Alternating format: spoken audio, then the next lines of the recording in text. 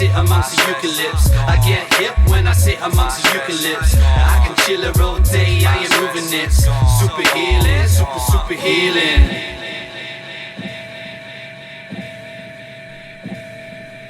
What's up? Welcome to the Endemic Podcast. Introduction. I don't know what the fuck I'm doing, but I thought I'd join the rest of the podcast world and start my own little podcast.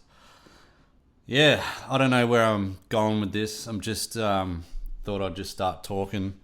I've got no plan for today. It's just going to be a quick one, just an intro. My name's Steve Dedrick. I'm a garden designer, ecological garden designer for Endemic Environments, and that's a business that I started. What is it now? 10, 11 years ago. Yeah. So yeah, building ecological gardens, designing and planting out native plants, building biodiversity and all that shit. So yeah, I just wanted to have a brief introduction, have a little chat, and just get the ball rolling on this shit. Yeah, I'd love to have a bunch of really cool guests on. I've got some ideas, and basically we just want, sort of pretty open discussions about everything from native plants to food plants to design, and everything in between and outside. So no rules. It's just we want to chat with people who are sort of on their way or are making a difference, or really look with their eye on the future, because fuck me, we're in a bit of a time at the moment where there's lots of grief, there's lots of destruction, and I think if we can nestle ourselves in small movements that culminate into big movements, we can really make a difference, starting from ourselves, and that's what I continually build on and try and achieve. So yeah, I mean,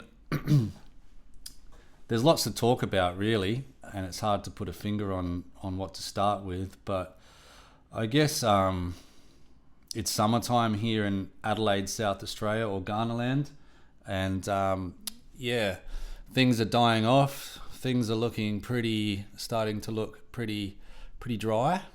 So I don't want to be a gardening show per se, but I guess we look at the plants that we're sort of taking care of and tending at the moment. For me, I've got my veggie patch out the back, and I've just been planting out got some decent sized sunflower, corn. The tomatoes are coming on. What else? Out the front garden, got the hops. If you've ever grown hops, they come around each seed. They and then they die off for winter, but they're really cool. They climb up the string that I've got set up in my front garden in front of my windows. So it produces really, really vigorous, like lime green leaf. So they're something I look forward to with summer now. I've only had them for about 3 seasons, but I haven't had any flowers off them yet.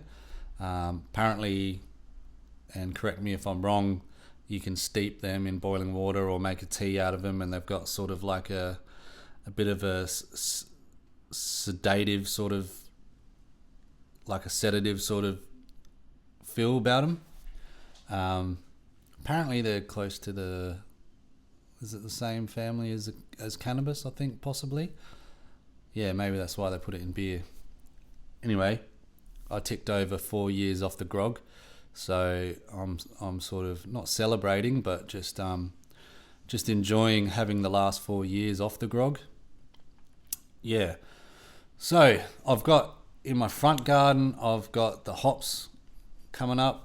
I've actually got mugwort, which grows all year round, and that's like just a really, really nice herby plant that sort of you crush it in your fingers. It's got a really beautiful aroma. What else I got out there? Oregano thyme, that they're all sort of like always going pretty well. The sunflowers are brilliant at the moment. Got all the rosellas and the rainbow lorikeets coming in. We've got pears and apples and plums and what else?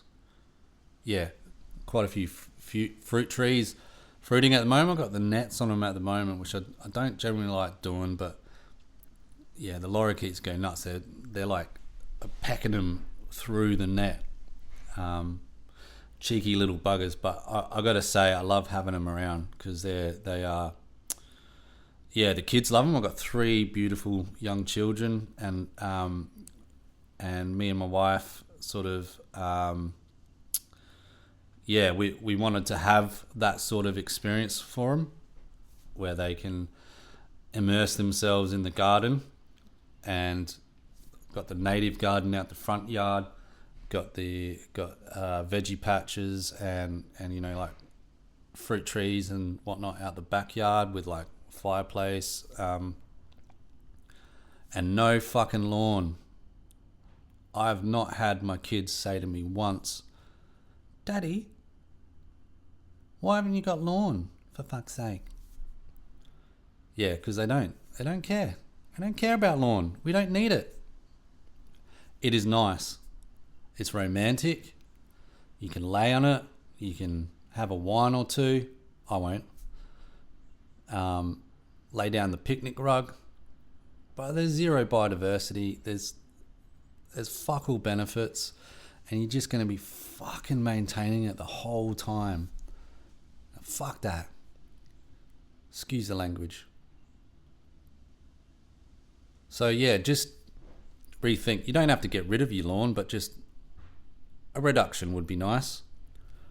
Plant in some nice native plants and bring back biodiversity into the suburbs.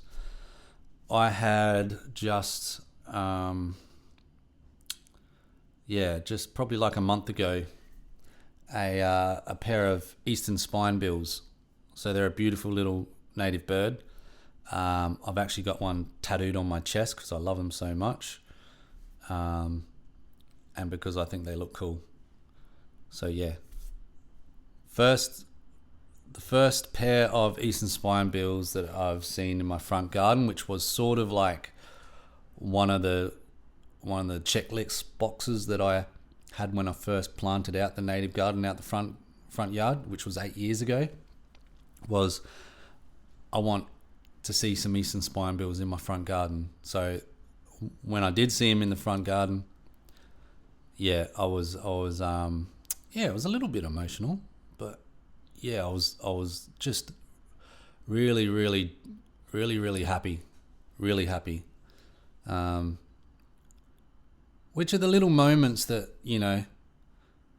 give us so much joy in our gardens.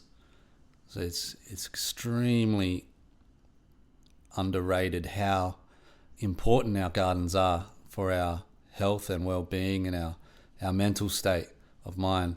I regularly, daily, obviously, go into the garden. Not so much always just to do something, just to be part of it or see what's going on. So 8 years ago, we just had, like, where we are is like, I think they built all the houses here around the late 70s, early 80s. So the big trend at that point was like red scoria rock, palms, pine trees, black plastic underneath it, just, as a weed sort of mat, which is another story, but yeah, fuck that shit. So had the red scoria rock, the palms, pines, just out in the front garden. We got rid of all that and started with tube stock, and a couple of advanced Eucalyptus porosa, which are coastal mallee box, which, you'll find a lot of Eucalyptus porosa habitat around our Adelaide Plains. There'll be big stands of it, open woodland amongst, grassland, and, in many, many, many vegetation communities you'll find Eucalyptus porosa. But yeah, now they are quite big. It's probably like a medium-sized mallee, but the canopies are quite decent. They're about 10, 12 meters tall and similar or maybe more wide. So they've created a big umbrella, two big umbrellas in our front garden, which has just impacted the front garden so positively, in terms of like the summer heat doesn't hit us as bad. The kids can go out there and play and just be in the shade. We've got like little trails underneath it, and some of the original species we planted there when we first planted it are not around anymore. It's sort of like the gardens go in like 5 to 10 year cycles. You have to reassess what you want to, whether to put some more in or change the species up, because the gum trees have totally changed the microclimate and the vegetation sort of that grows around it. So I'm a bit late on it, but I'll reassess and plant some more understory plants, which will be happy as Larry growing under these gums. The ones that are doing really well under the gums are things like coria, which you can find a lot in the Adelaide Hills, in a lot of those very shaded sort of woodlands. The Acacia acinaceae, which is the golden dust wattle, quite a spindly, nice, medium to large bush, which the honeyeaters really love. The New Holland honeyeaters seem to love that, perched on that. We've got the Garnia phylum, which is sort of like a grassy, sedgy sort of lily sort of plant. One of my favourites. It's I think the common name's saucesedge or some shit like that. Chaffy saucesedge, or is that the other one? Something like that. And then some of the ground covers, Dichondra repens, which goes everywhere. It's just a really, really, really, really cool little jam for the kids, and they don't say, "Where the fuck is the lawn?" Yeah, so moving on from that, I'm lost track of what I was talking about. I think I'm just going to jump from shit, where my mind takes us. So we're in summer, it's heating up. I don't feel like there's been a lot of rain at all, so things are dry. We're looking at watering our food plants. Maybe if we've got native plants, they're already well established. If you've got young'uns, you're going to have a little water management sort of regime to keep them alive. We've just planted out probably like hundreds and hundreds of plants just before summer. Where in some cases we've got like a temporary irrigation set up, which we can decommission later. I'm starting to move away from setting up elaborate irrigation systems, particularly for native gardens. It just becomes wildly redundant after a few years after they mature, and then you've left with a bunch of plastic in the soil. I'm just done it all my career in terms of like irrigation, always irrigated, but then I also have done a big chunk of my career in revegetation as well, which is many plants, and you don't have fucking fertilizers, you don't have fucking irrigation, you just fucking plant it right. And if you plant it right at the right time, then you're giving that plant the best chance it possibly can to go out into the world healthy. So what was I saying? Irrigation. Yeah. So cool if you got irrigation, use it if you can. If you don't and you have some like young tube stock that's only in their first season or two, first year or so, then keep an observe them and make sure that they are, healthy, the soil's moist enough through that period, because we know when those big heat, it doesn't even need to be really hot, it's just dry. Shit drains away so quickly, especially here in Adelaide. So yeah, just be on top of that. And I guess what else? We're talking about summer. I think a lot of people will be sowing seeds this time of year too. I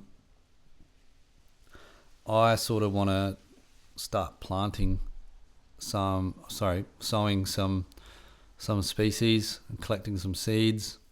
There's a whole heap going on at the moment. I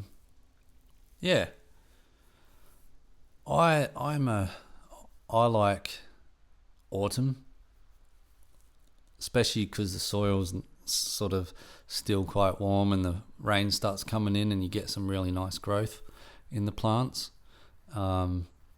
Summer gets a bit hot for me. I'm like a 20 to 25 degree sort of optimum temperature for me. Just otherwise I start to whine and complain and sweat too much. But yeah, now that I'm largely off the tools now, it doesn't matter. I'm an office junkie now, basically. So just designing. Doing workshops too. They've been fun. I'm doing a workshop this week, a 3-day workshop. Last year I did a 9-day workshop, which was sort of like a school session sort of thing. Had about 8 students. That was fun. Everyone had a really good time. We did it over like 9 weeks, and I thought it was really beneficial for everyone, and we sort of built a community from it. So I'd be keen to do that again at some point. It's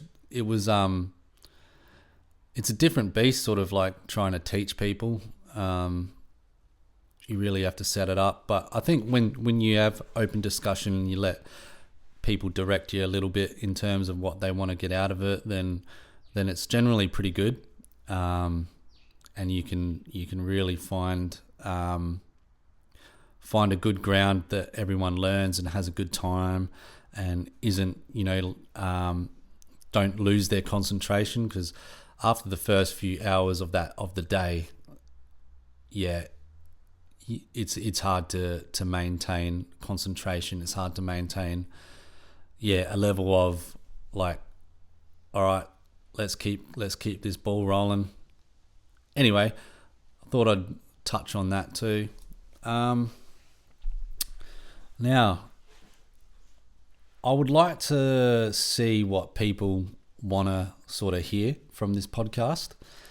So if you have any recommendations, hit me up, DM me, get at me. What sort of things you'd like to hear me talk about, or like guests that you think I should talk to. I want to keep it really open and just have fun with it. I wouldn't mind actually, visiting some of the guests and maybe cooking some local food, get some of that sort of stuff going. 2025, I really want to make it count in that respect. Just connection, engagement, community. It's really important that we all sort of like, keep reaching out to each other. The landscape industry can be very cagey at times.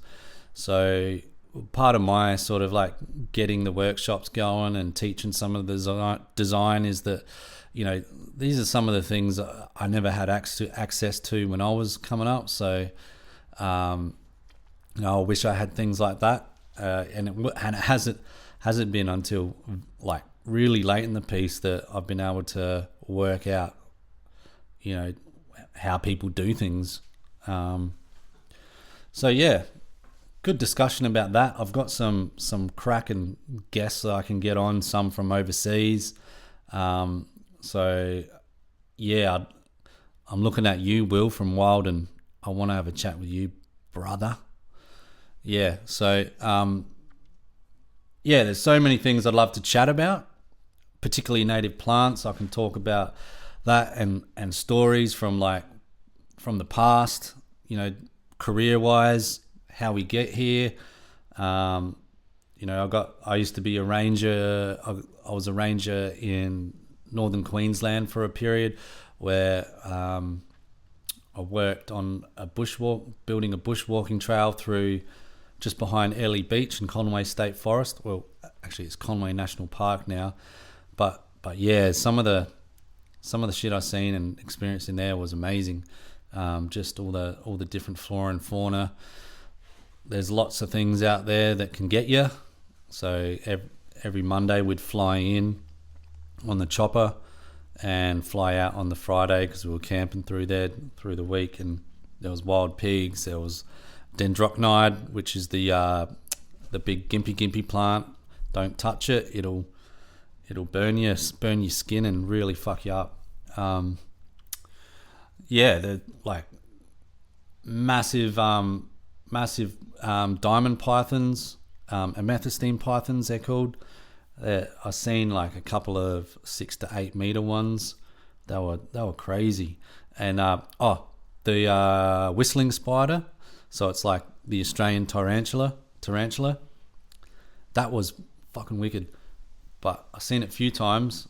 One that was living, like when I first got there, I was 19, and my uncle lived in Airlie Beach, and I lived in his I shacked up in his laundry for like maybe 3 to 6 months. Little laundry, had a mattress. I was 19. Who cares? I was happy just to have a place to rest and work. So, but yeah, one of them was living under the washing machine, and it crawled out one day, and it was like it was like a little marsupial, like not little, but a big it was like a marsupial, like so hairy. So that was cool to experience those sort of creatures out there. So yeah, I'll probably bring out some of those stories throughout the time on the podcast, because I babble about that all the time. I feel like I could write a book about the experiences out there. But yeah, I think I've just really talked a lot of shit. I haven't really had any direction right now, but yeah, this is probably what it's going to be mostly until I get guests and we can really have a good chinwag about things, particularly design, plants, soil, all sorts of stuff, process. Yeah. So stick around if you want to. I don't know. I haven't even set it up yet, but click subscribe. I haven't done that setup yet, but if that's what we get to, then that's what we get to. And yeah, I hope to have you sticking around, listening to a few more episodes once they come out. So yeah, that's me for this one, the Endemic Podcast, and I'm Steve Dedrick, and I'll catch you on the next one. Cheers. I get hip when I sit amongst the eucalypts. I get hip when I sit amongst the eucalypts. I can chill all day, I ain't moving it. Super healing, super healing.